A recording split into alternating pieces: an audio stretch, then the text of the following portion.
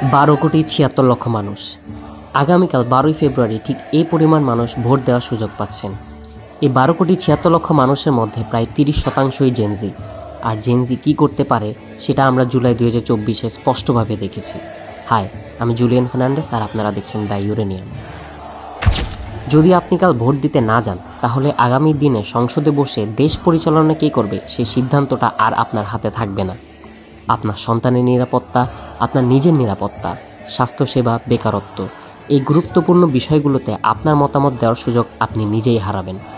সুতরাং নিশ্চিত করুন আপনি কাল ভোট দিতে যাচ্ছেন। আপনি যদি ভোট না দেন তাহলে যোগ্য প্রার্থী জেতার সুযোগ হারাতে পারেন। যে মানুষটি দেশকে সেবা করার মানসিকতা নিয়ে এগিয়ে এসেছে সে হয়তো সুযোগই পাবে না।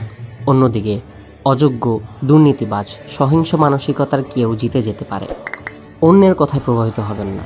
কেউ যদি বলে ভোট দিতে গেলে নিরাপত্তার সমস্যা আছে, মনে রাখবেন নিরাপত্তা নিয়ে প্রশ্ন থাকলে আমরা আবারও আমাদের আওয়াজ তুলতে পারি। আর আওয়াজ তুললে তার ফল কী হয় সেটি বাংলাদেশে আমরা আগেও দেখেছি।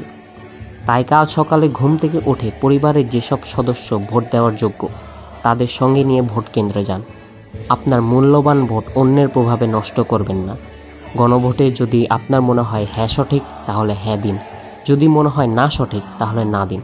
কিন্তু নিশ্চিত করুন সংসদে যেন চাঁদাবাজ, ঘুষখোর বা খুনি কেউ না বসে।